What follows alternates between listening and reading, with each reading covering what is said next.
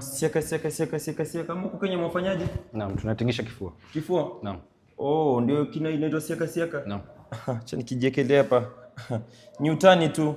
Naam, leo hii nchini mwetu tumetembelewa na rais kutoka nchi jirani almaarufu Kaongo. Ningependa uweze kupeperusha mkono? Naam. So dakta. Jua nilikuwa nimeongea na yeye akaniahidi kwamba, kanipa ahadi kwamba atakuja asubuhi ila amekuja jioni. Nashangaa hadi masaa ni kitu cha kudanganya mtu. Si kitu cha kudanganya mtu. Naam, nimembana hapo hivyo chooni nikaongea na yeye kuhusu hawa watoto ambao wanatusumbua. Wanaitwaje wale? Gen Z. Naam, Gen Z. Kaambia kwamba watoto wakinisumbua mimi nitawafinya msolombo. Nitawapiga mkwaju. Na wakija huko juu Kenya pia wapige nini? Mkwaju. Ama nipe kamnyeso.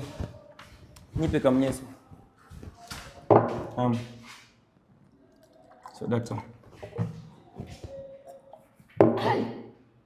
Wewe nimekumba maji vipi? Umeomba kamnyeso mama. Umeomba kamnyeso. Nasikia hii ni lini chaguo la mwindaji? Chaguo la mwindaji yani hunter's choice. Hapana. Hii ni tunakunywanga KC huko Kenya. Huko mnakunywa KC?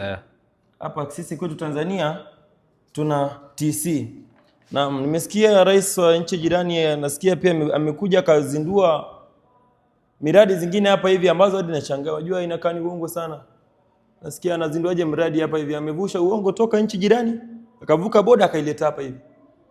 Nashangaa sana. Na acha niweze kumwalika aje aweze kutoa pia hiyo hotuba yake. Rais, njoo katika ubora wako uweze kutu kaongo yani. Nashangaa wewe ni wapi? Kenya. Mshangaa kuona mwanapolisi mnono.